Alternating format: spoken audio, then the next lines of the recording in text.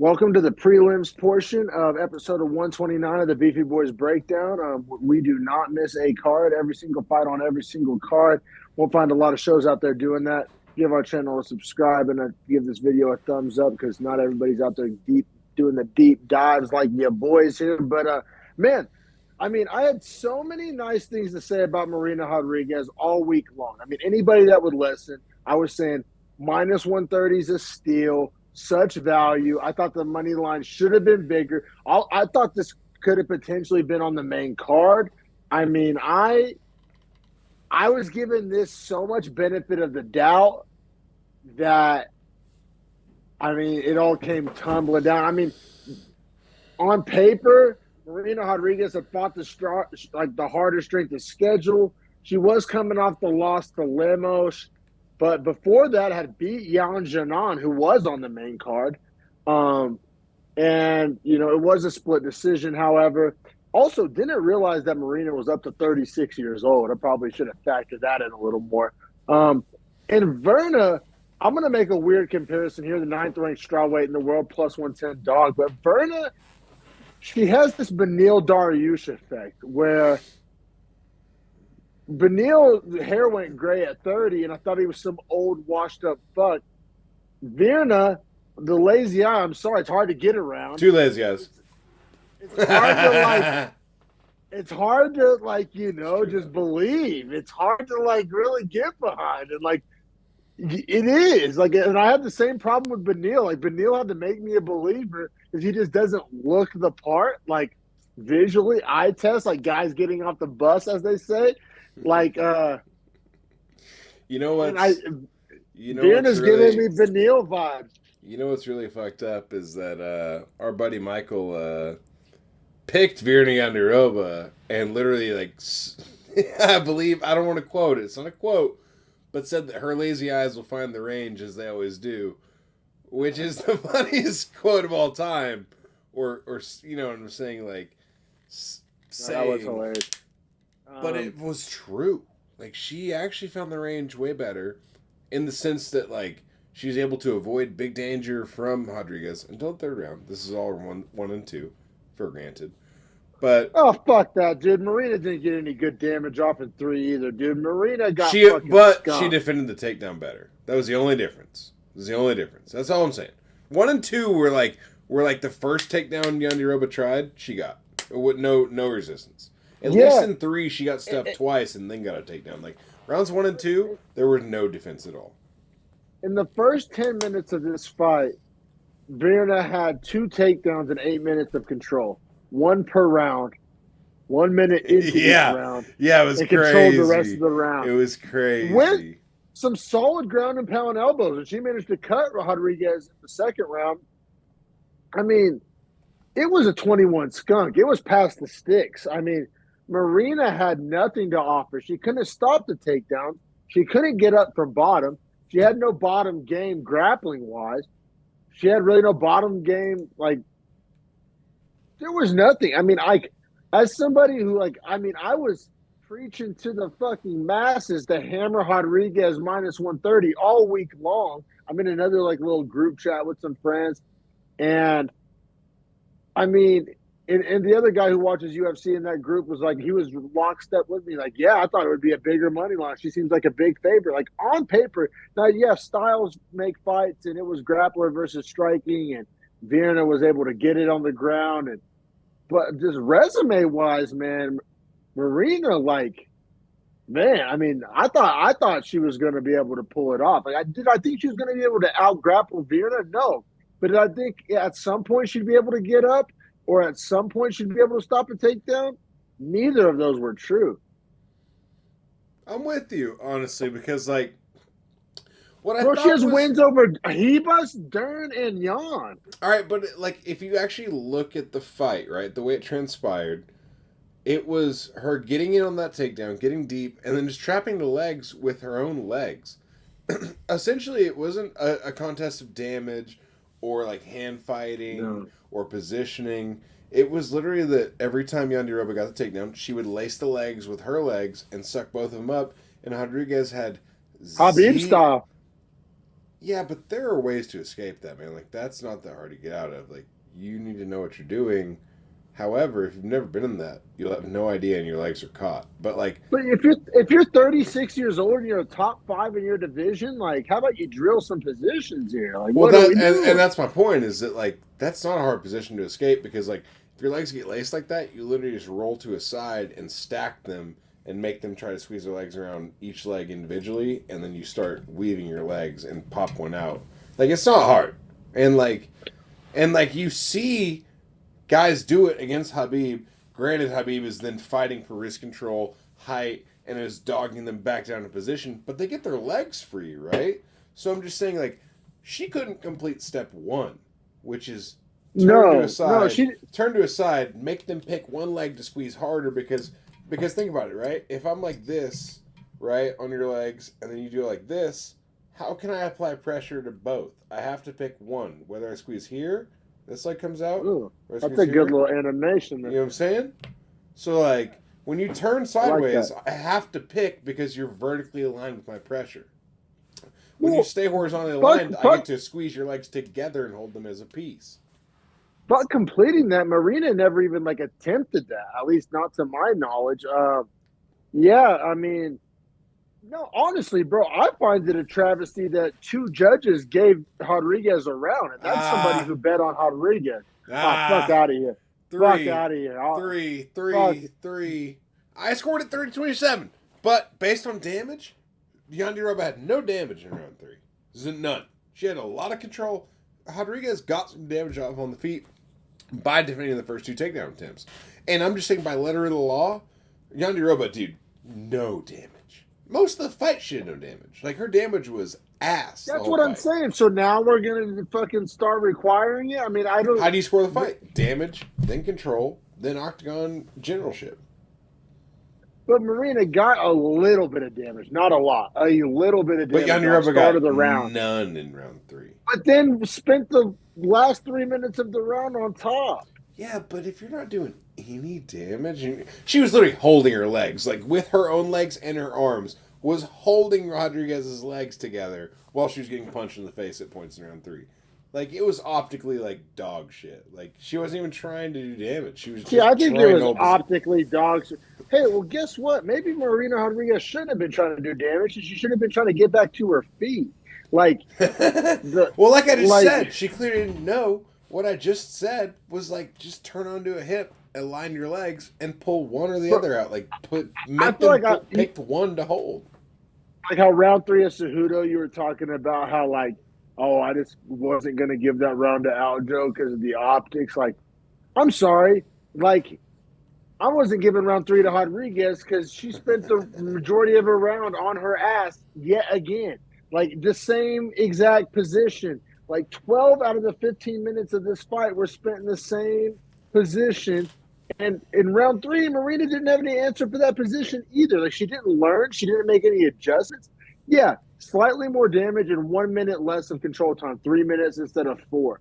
But like it just wasn't enough for me. Like honestly, I was very, very shocked that two judges gave her round three. Like I had it 30-27. You had it 30-27. One of the judges had it 30-27. Like, I'm not saying Virna, I'm stoked on Virna or that Virna is like, striking fear in the heart of strawweights everywhere. I'm not saying any of that, but there's like, I didn't give a round to Rodriguez. I I was just so guess, disappointed. and I'm with you. I'm just saying that, like, my note saying I could see the last round of Rodriguez based on damage is only saying that, like, So I don't have the word close in my third round notes. here's all I'm saying is that, like, 2 minutes of damage on the feet versus 3 minutes of control with zero damage, I kind of have to weight that as No, almost an even round. Like, I whether it be like how 2 minutes you word and that. three I like minutes, how you word but, that. like, that 2 minutes was more impactful than that other 3 minutes. So I'm not going to score the minutes equivalently. I'm going to score, like, the impact on the fight equivalently. I like how you word that. And but also I'm a guy who's bought a lemon from a car dealership. So like I don't know. Like but I like your sell job. Yeah, I That's like one your of the sell job. funniest things I've heard. Dude, I like how you word that there, but like I just didn't see it that way. But man, I mean, Jenny Roba, I mean, 9 beats 5. I mean, I want to say let's keep it pushing, but We got to talk about who John DeRoba fights, which sucks. No, I know, which sucks. I don't want to talk about that. But we got to. Hey, welcome to our job, brother. Unfortunately, Jandy Roba fucking matters now, bro. Jandy Roba matters. She clearly takes the 5 spot, and based on fights later that we've already covered, you could argue that Andrade falls behind her, Jeannon goes ahead of her. It's pretty set up. Dern has a fight. She either gets to pick Andrade or Tisha Torres. If I'm Jandy Roba, I'm picking Tisha Torres. I'll fight somebody back. That'll grapple with a wrestler. And she's 38 or whatever. She's older than Jandy Roba. It's perfect. Keep assassinating these guys. Lemos doesn't have a fight sitting there at 3. Rose is a huge name. In my opinion, Jandy Roba, too dangerous. Let that division keep shaking itself out, and you can keep sliding up by taking these little fights backwards now. This win was a huge upset. Don't push your luck. I would literally ride one fight back against someone I thought was a favorable matchup just to let them have an opportunity, because it sounds like I'm allowing them to take my ranking, but really, I know stylistically that's my fight. Well, plus conventional wisdom, you fight up at multiple spots, you fight back next. Right. So there's precedent there. And I'm saying Tisha Torres, older, striker with not the best grappling, kind of a similar matchup to what she just got. However, would be also fighting back in case fans were not impressed with their win. So Dana White then can't be like, well, you don't deserve that. It's like, well, I'm asking for someone backwards. It's all just kind of easy money. Holds her spot there at Did you ever think Jandy Roba? I'm just saying. Jandy Roba was going to be a top 5, though? Real talk. Never. Did you ever, never. And that's my point. Never. And that's my point. Hold your top 5 spot and start trying to pick fights, because you're not that good. And I'm being an asshole saying that, but there's. The striking is non-existent. Really, the damage, even the top, let me put it this way: she didn't show us dick in this fight. Really, she showed that she was able to get a striker to the ground and keep her there, which is something. Let me ask you this: if she fights Mackenzie Dern, does she win? That's what I was going to ask you, bro. The winner of Hill Dern. No. Well, actually, she lost to Dern already. She lost to Dern in 2020. That's my point. We already know the answer. And that was when Dern wasn't even as good as she is now. So that's another problem. Oh, and she's fought Angela Hill, too. Right. Dude. I'm telling you. She's lost to Esparza. She's fought almost all the I'm telling you, Tisha Torres. It's Tisha Torres. I'm telling you. And that's a big name, too. So, And it's an easy win for her, really. Because Tisha Torres is on her way out. Okay. I'll hear you out there. I just, you know what, dude? It's just, in 19-3, Virna is Benil. It's just it's just hard. No, granted, Benil is a little more exciting. How old's Virna? She's 34. Same age as Benil. Yeah.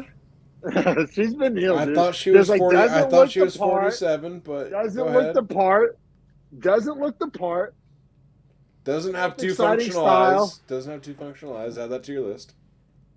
Just UFC's in no rush to really build the hype train. I don't know. She just reminds me so much of Benil and all the ways that you don't want to be reminded of Benil. Yeah, she's got to become undeniable, but what they're going to do is they're going to Bilal Benil her and make her fight back. And I'm saying Tisha Torres is her best case scenario, because if they make her fight back to let's say the winner of the Dern fight gets Jandy Roba, and they're saying either Dern, one will be a rematch. They won't do that. Okay, well then she's fought Hill and Dern. Then Andrade. Yeah, Andrade kind of makes some sense to me. I think Andrade hurts that woman. Honestly, though, I'm here for it. I'd rather live in a world where Andrade is super relevant than a world where Jandy Roba is super relevant, and maybe that's a casual take. But I think Tisha Torres and Jandy Roba is not that relevant of a fight. So I'm saying it's kind of perfect. I don't know. The UFC tries to juice Tisha Torres. I have a feeling that's kind of a big fight. That feels like a retirement fight to me. I think we have different connotations of Tisha Torres, which is fine. Okay, well, how old is she? 13-6 record. Let's see this. Let's see this. Hey, this is fight history. Okay, split decision, loss to Mackenzie Dern, win over Angela Hill, KO'd Sam Hughes in 2020.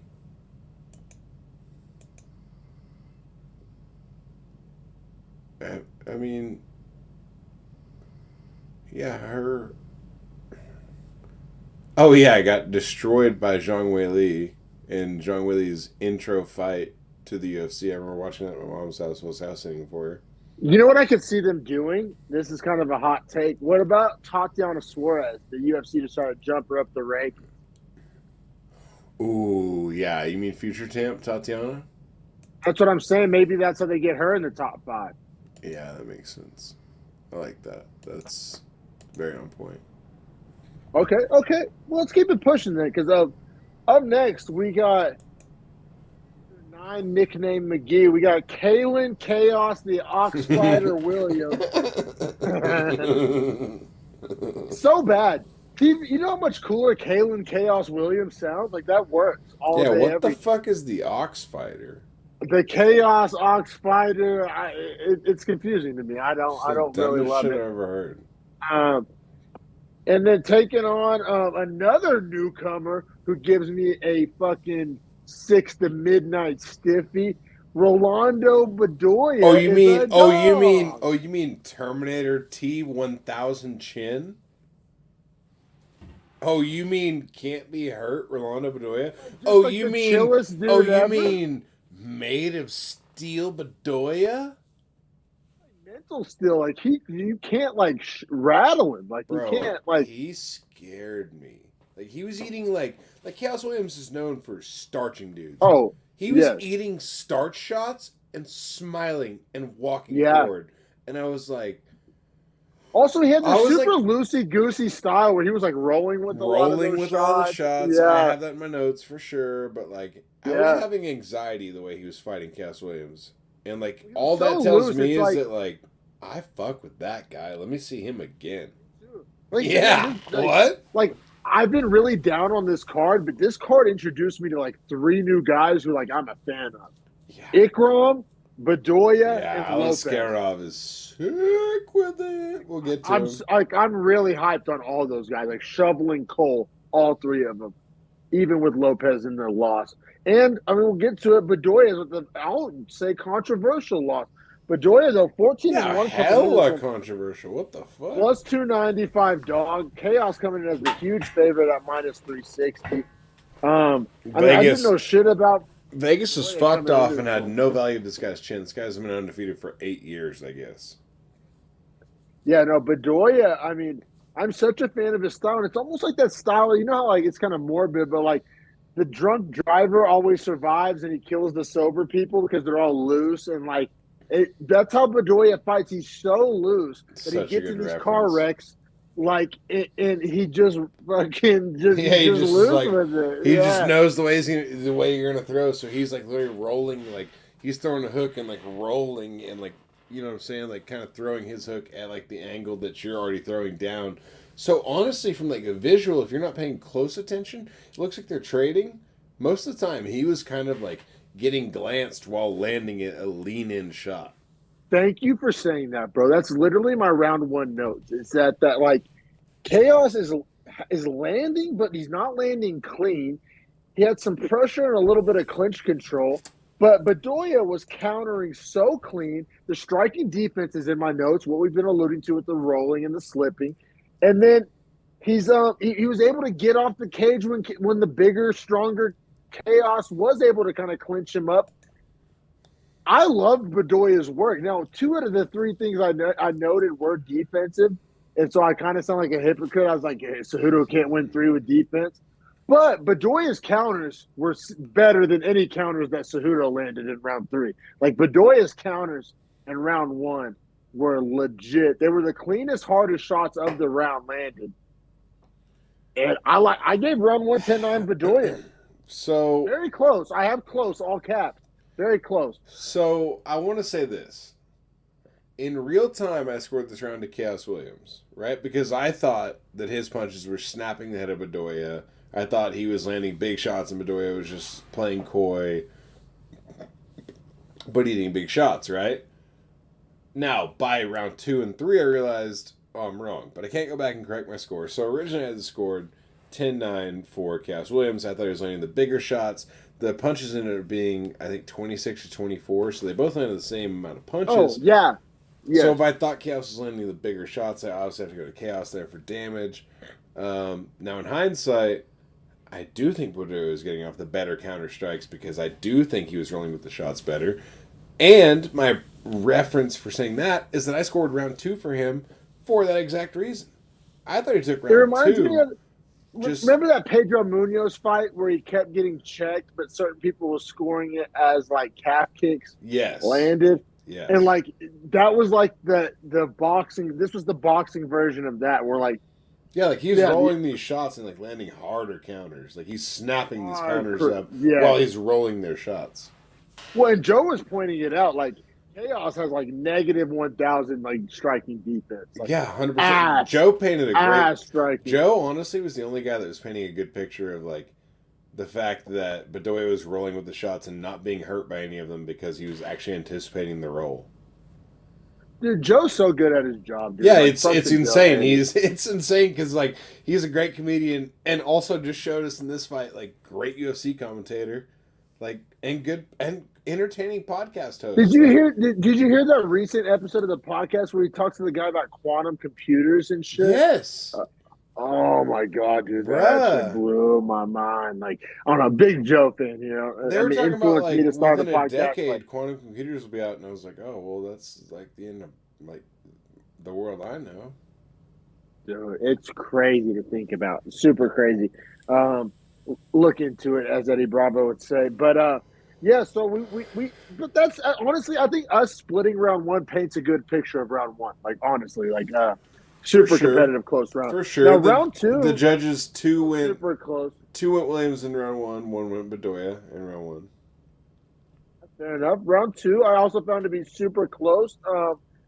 Honestly, I think less close than round 1. I had a harder time scoring round 1 than round 2.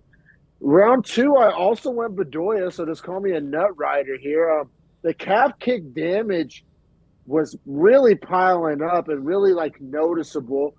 And he kept timing Chaos. Once again, call it counters, call it timing him on the way in, call it what you will, man.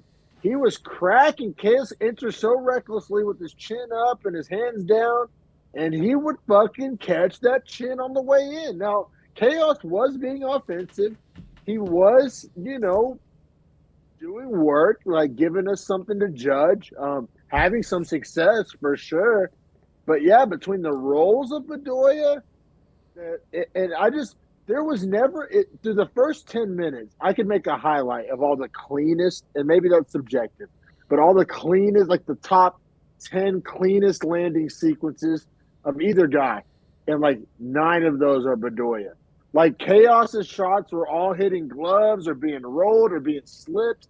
That Bedoya would just time it so fucking perfectly. Like almost like the shot that Yan Xiaonan timed on Andrade, like that was the same kind of level of timing that we were seeing here from Bedoya.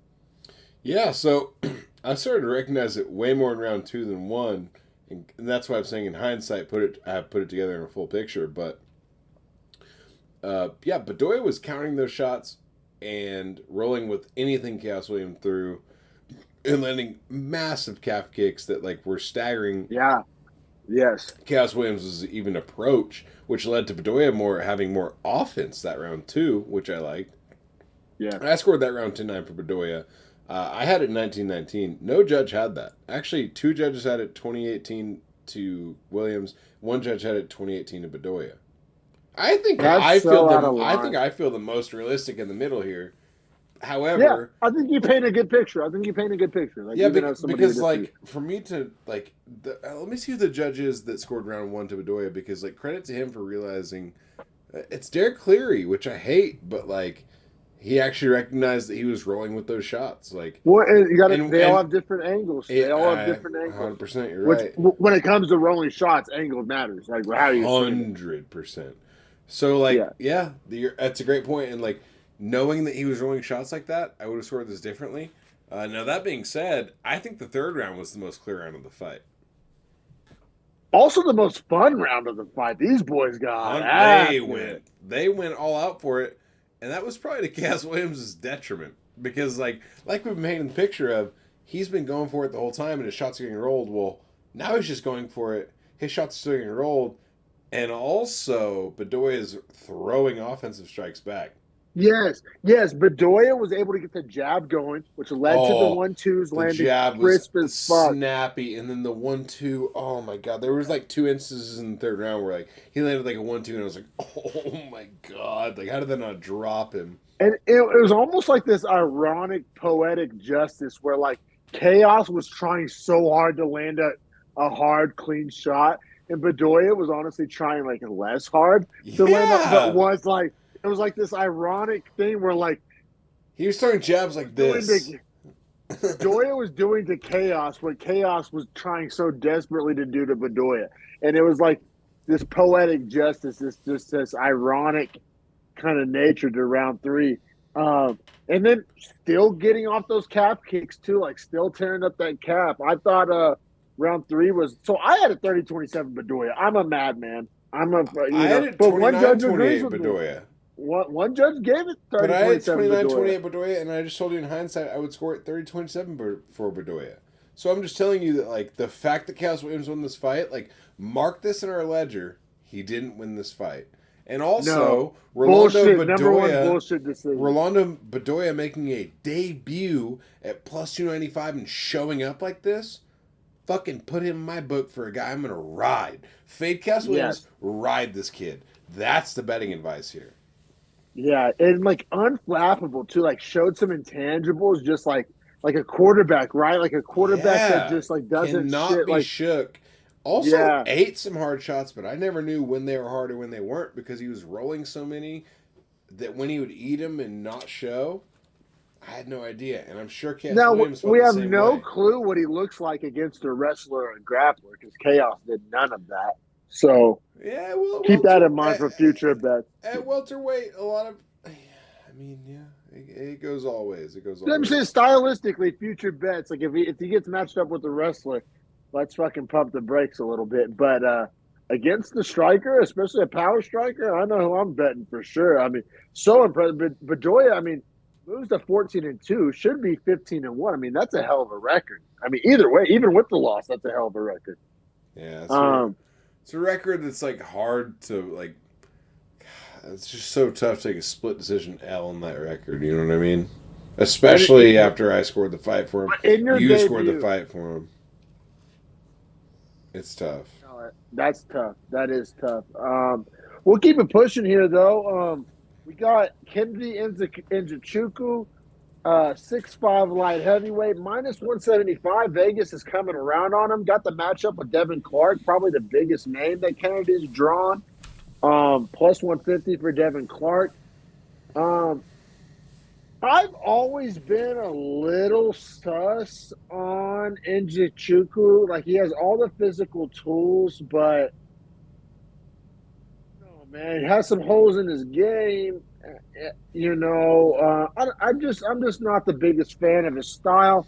Now, Devin Clark has kind of been a quitter in the past, so this was a no bet for me. Like, I honestly thought there was a scenario where Devin Clark was the more skilled fighter, but Devin Clark's not a guy you bet on. And then Nzechukwu, like, ways to beat him. So, like, especially eating the favorite money, I just like this was a no bet for me. Like, I wasn't going to eat favorite money on Nzechukwu, but I wasn't going to bet Devin Clark. It just was a no bet for me. Every time I say Kennedy Nzechukwu fight, I think to myself, like, he's learning in the fight every time I watch him fight. Like, it doesn't look like he retains lessons, information, and techniques fight to fight. Like, every fight that I watch him in, he seems like a different guy. Well, the same guy, but the guy that's learning the strikes rather than the guy that's like mastering the techniques, right? And Definitely a so, prospect, like still a prospect. but how long can you stay at the title of prospect, right? Because I agree. I've I seen him. agree. But We've seen him in the so many fights, and we've seen him be defeated, and we've seen him win, and we've seen him find what he's good at, and we've seen him find the spaces he's bad at where he loses. And how long can he continue to keep those areas good and the other areas bad? And why is it that he doesn't improve upon his game as a whole? Those are the you know questions I something have. fucked up though? They gave him Paul Craig in his debut. He's also fought Carlos Ulberg, who is a stud. Beat Carlos Ulberg. But his measurables are unbelievable. Has a win over Kudala, but that's aging well. Like the Devin Clark, that's a nice way. I mean, I don't know. I feel you. Like he's an enigma to me. Like the resume is starting to stack up. The experience is piling up. The measurables, as you mentioned, there's a lot to like. There's just stuff that like I'm not like a believer. You know, He like I'm doesn't just have that not. dog in him. Yeah, I'm just not a believer. But we'll dive into this one. Round one was a war, though. I mean, it was a very entertaining start to round Oh, one. Clark rocked him with the straight down the middle. Like had Njoku hurt. And then It Njoku was did a fantastic job to recover. Like I don't understand how he was able to eat the shots, kind of stand up on the cage, and then able to take over the fight and the clinch control from there and recover within like a 30-second window. It was very impressive. no for sure. The Clark shot happened so fast. I almost thought it was a step in elbow for a second, like Me in real too. time. He Um, snapped it through. but I mean, to Kennedy's to his credit, he still won the damage battle in that round. Before that shot and after that 100% shot, the elbows. Holy shit. he was getting off with those elbows, which that's not a fluke. Like that's something he's shown now. No, his He elbows likes are those one thing. elbows. He's been there since, fight one to now. The inside elbow, like step in elbow, and the ground and pound elbow, and the over the top elbow on the break. He loves all three because his forearms, or not his forearms, his humeruses are so long that like he can hit those from distances no fighters are ready for, or that they can hit him back in. It's one of his best positions. Like if he could fight to be in standing clinches, that would be his best position with his length if he could make sure to keep his hips backwards and keep that forward pressure from his shoulders, chest up. No, for sure. And then we got to get to this, so we both gave round one to Kennedy. It sounds like 10-9, but I mean, it was a hell of a round. I mean, Clark had him hurt for a second there. And credit to Clark. Like, DC mentioned this on the broadcast. There was a few moments in this fight where, like, the quote-unquote old Devin Clark would have quit, and he kept fighting. I honestly thought round one, compared to all the rounds we've seen this year, probably top 10. I mean, if you think about Clark rocking him, and then Njoku And big rocking boys. Clark, and then kind of getting like Clark got saved by the bell in round one. So like, the way I thought about it in the moment was that was a hell of a 5 minutes. Yes, so entertaining for sure. And then we got to get to a little finishing sequence here. So Njoku does end up getting a sub in round two, which, if I'm not mistaken, that's his first UFC sub. Very clean, very technical. Looked super First tight. sub in the UFC. Is that his first sub ever? First sub ever. Yeah, which is Including amateur. I didn't even know that, but was very wild because I mean, essentially, he was kind of piecing Clark up. Clark tried to shoot in to press him to the cage. He got that one arm under, and he's so long, man, that like when he grabbed his bicep, his other hand was almost under Devin Clark's armpit. Like you saw him try to reach up like above his neck to see where the hand was. It was over here. It was crazy. Well, and then Joe Rogan pointed out he did almost like a rear naked choke, but from like the guillotine position. Right. It was nasty. It was nasty. Do you think that Devin Clark length is tapped? crazy? No, I don't. No. Yeah. So it was one of those things where real time I thought I thought he did. In the review, he definitely did not. also credit on it, but he did go out cold. Soldier. Out cold. On the floor. Ground would have died in real life. Soldier. Like I said, Devin Clark in the past has been kind of had a reputation as a quitter. And so, like, I mean, real hard to catch see him a not moral tap victory. was, I mean, yeah, you're like, right. Like, it showed me his heart. Like, he thought he could get out of it. He fought to get out of it. Like, yeah, Nzechukwu, man. I mean, Devin Clark is, what, top 20 guy? I mean, he's not ranked, but, I mean, former main eventer right outside the rankings there. That's a big win for him, man. I mean, Kennedy, you can tell the UFC wants to push this guy. I mean, win over Kudalaba, win over Clark. I mean, that's like 18 and 17, or like, that's like. I think Nzechukwu gets either a ranked fight or just outside of it. Or like maybe gets a Justin Jacoby or a Jimmy Crute. It has to be ranked. He's done 2 of the just outside. Like literally, I mean, Kudalaba and Clark. I mean, that's like 16 and 17, bro. All right, like in the light heavy, not the deepest division, right? Light heavyweight. Is Jacoby ranked? Jacoby's ranked 15. Yeah, that's what I'm saying. Roundtree's 14, Crute's 13. I said Crute or Roundtree, or I'm sorry, I said Crute or no. Yeah, I think 15 or 13 is what's next up for him. But I don't want to see him fight 10. Who's 10? Span looked like shit his last time out. Yeah, that's a bad example. Mazakhanov destroys him. I like Mazakhanov. Yeah, I'm high on Mazakhanov. Azamat murks a lot of these guys. Bro, you know what sucks for Azamat? What's that? Every time I hear his name, I think of Borat because that's his companion. 1,000%.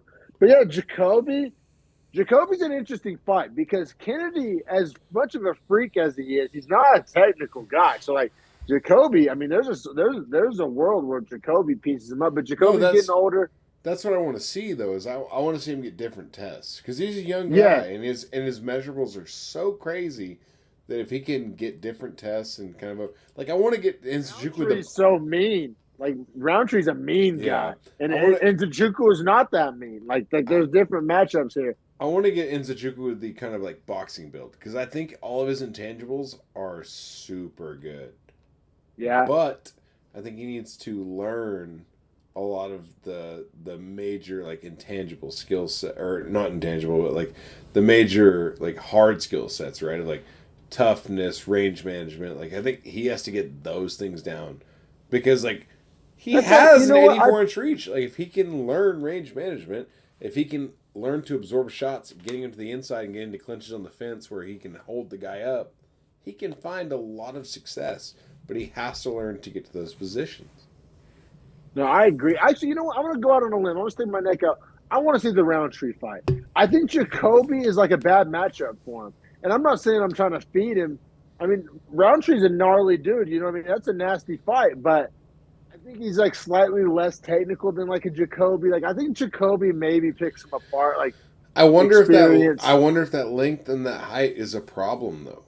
I mean, or even the grappling from what we saw. Yeah, that 84-inch reach is a big problem, and then Nzechukwu very much is comfortable in the clinch against the fence, and he's so long and tall. It's very hard to avoid or escape out from underneath those, unless you're like a guy like DC.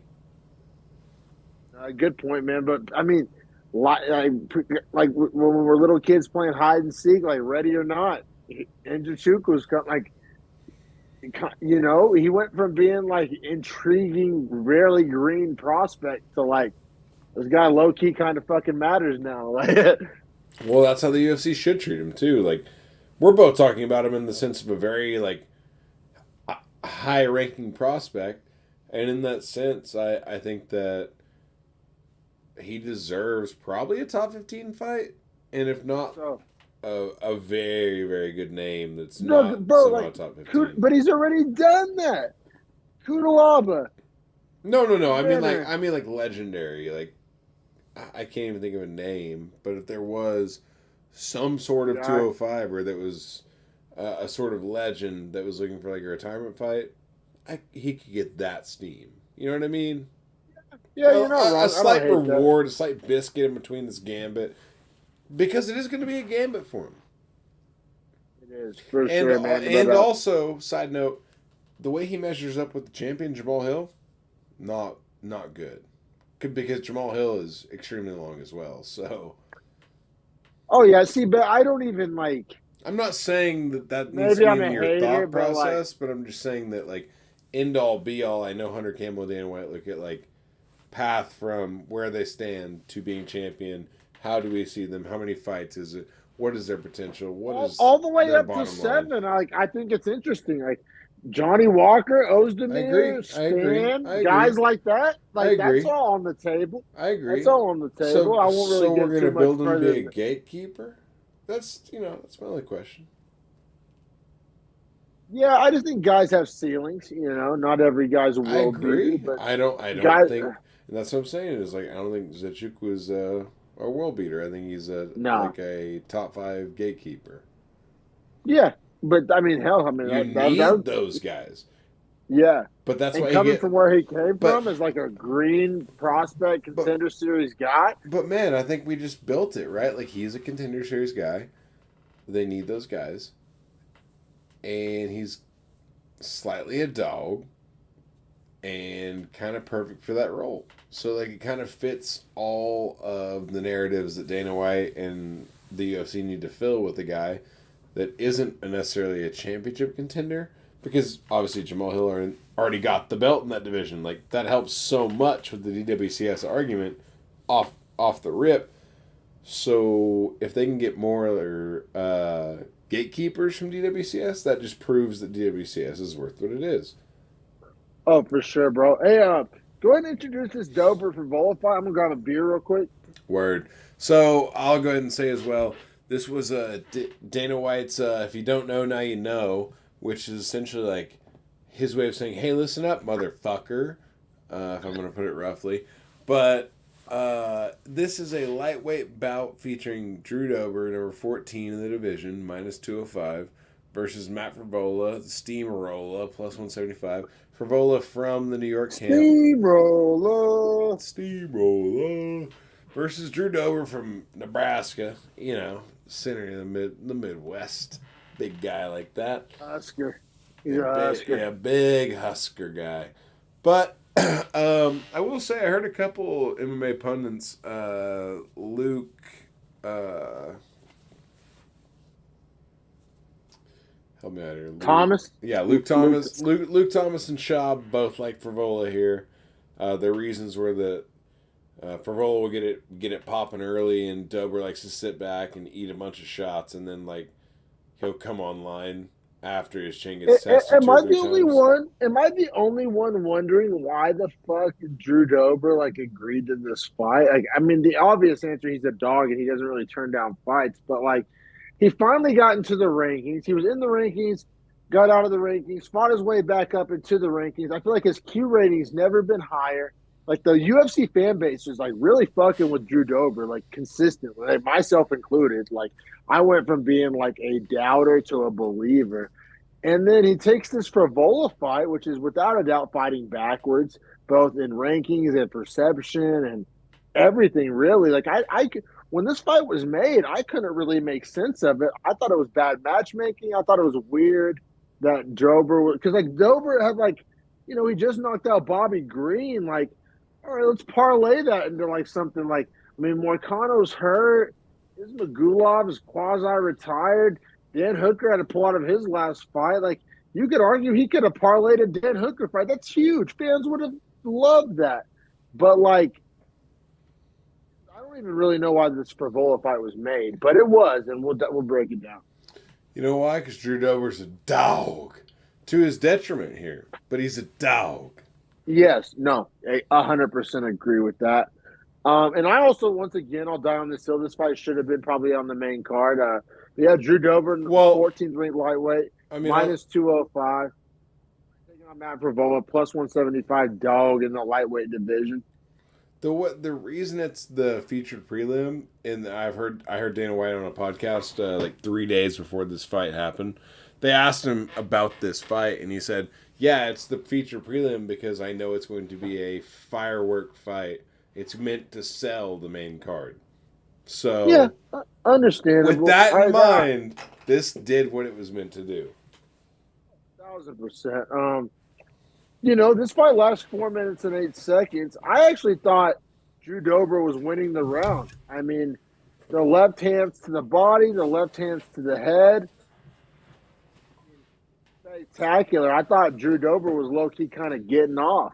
Yeah, 100%. I thought, well, not to mention that like Dober's chin was so good that even when Frevola would land at the start, it was really not a noticeable land because Dober would just kind of eat it and just keep moving forward, landing big shots.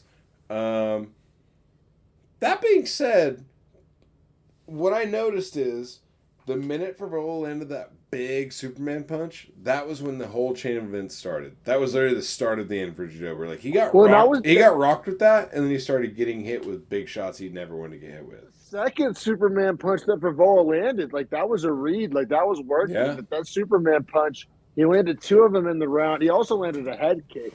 So while I say Drew Dober was winning the round, it obviously wasn't like a landslide. Frevola was having success with Superman punches and the head kick. But, I mean, that all came to a screeching halt. Frevola just uncorked a right hand from hell.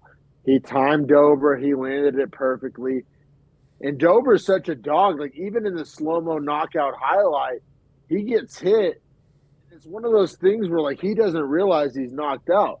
Like, from the body language to the facial expression. Is it not? He's like still right there in it. But just like as he becomes horizontal, just like wilts, and you're like, he's like falling backwards, like ready to fight. And even afterward, crazy, like, bro, he got beat up bad on the ground before the ref stopped it. Which I will say, one of the ref I nominate for the Mazzagatti Award is fucking this guy. Let me see his name. This guy was stopping fights so late, it was insane, bro. I felt bad. That's interesting that you said that. I heard some psychos out there saying he stopped this one early. Oh, I disagree. Hell no. I disagree. Oh, no, this is Herb Dean. What is the motherfucker that's letting guys get beat up? Hold on. He's on the prelims. Let me find him.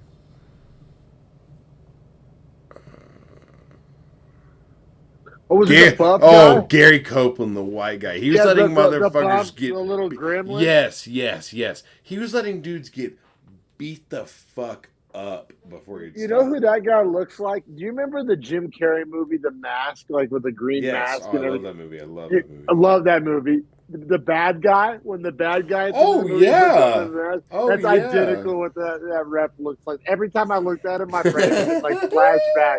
The bad guy from The Mask, when he has his head gets all wide and like, bro, that's ref exactly was like way what too he involved with his fights too. Like, I don't like Gary Copeland being a ref. I'll be honest. I don't like it. But so Frevola, huge, highlight knockout over Drew Dober. Did that get a bonus? I imagine it did. It ought to. I got it right here. Yeah, performance of the night. Yeah, it does. Got a bonus. Yes, sir. Only one on the prelims. Well deserved. I mean, from the first round knockout to the underdog upset to highlight the way it went down. Outstanding. Kind of a comeback knockout too. Checkbox. And now proceeds to call out Patty the Batty, and it's just such a cliche. Wasted call. The guy's hurt, so there's that element of it. I mean, you just beat 14, and you call out an unranked guy. I mean, I get it. Patty's a big name, and like, I don't know. It's just cliche. It's just like dig a little deeper. Don't just like go at the first most obvious. Like that sounds like he was at a bar 2 weeks ago. And some guy was like, "Oh, bro, if you win, you should call out Patty." Like he was like, "Hell yeah, that sells." Like, no, bro. Yeah. And no, like in a vacuum, would that be does that actually kind of make some sense? Sure. Is it a way to get Patty in the rankings? I see. You know what I think is fucked up? He knocked Patty the fuck out. Sure. You know what I think is fucked up, man? What about knocked out Moicano? Money Moicano Frevola. That's 13-14. Easy fight. I love Moicano. You say his name. I was gonna suggest that too, except for the fact that Moicano's hurt, but he called out a hurt guy anyway. Right. So why not call it the ranked hurt guy? Like, what are you talking about? I think Dan Hooker would have been the perfect Dan call Hooker's out. prime for The Frevola. perfect. Like, that's a fun fight. It makes sense for both guys, blah, blah, blah, blah, blah. Patty, like I said, if Patty Frevola ends up getting made, like, sure. I mean, out of all the guys that are in that realm of Patty matchups, like, sure, that one works, especially now. It works because everybody wanted to see Patty Dober. That was the fight the fans were calling for. He knocked out Dober. Okay, like, it makes some sense. I'm not saying it, but he's hurt. 30 other guys have called him out. You come off when you call out Patty, it's officially to the point where when you call out Patty, you come off as thirsty. You look For thirsty. Like, sure. you It's look. like the 18th call out for him. Yes, I thought Hooker call out probably gets him higher on the card than a Patty fight, debatably. And probably, I don't know if it's a more winnable fight, but it's a matchup. Like, Hooker will stand and bang with him. Like, that's what he Yeah, way wants. more fun fight. Yeah, I don't know. I thought the Hooker fight was waiting right there for him. Hooker just pulled out of the Turner fight, so he's in no position to really say no. Like, he has to pretty much take whatever the UFC gives him next. It's at least in a ranked opponent, you know what I mean? You It's can't a. be mad I about mean, that. Dan Hooker, what former was the Poirier fight a main event? Like, I mean, Yeah. a former main eventer. So is I the mean, Felder one. Yeah, you're right.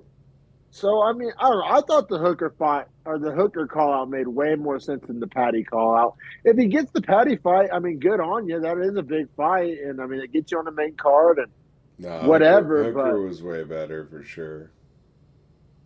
I agree, man. But we'll wrap it up, man. This is episode 129 of the Beefy Boys Breakdown. Subscribe to our channel. We do not miss a fight. We do not miss a card.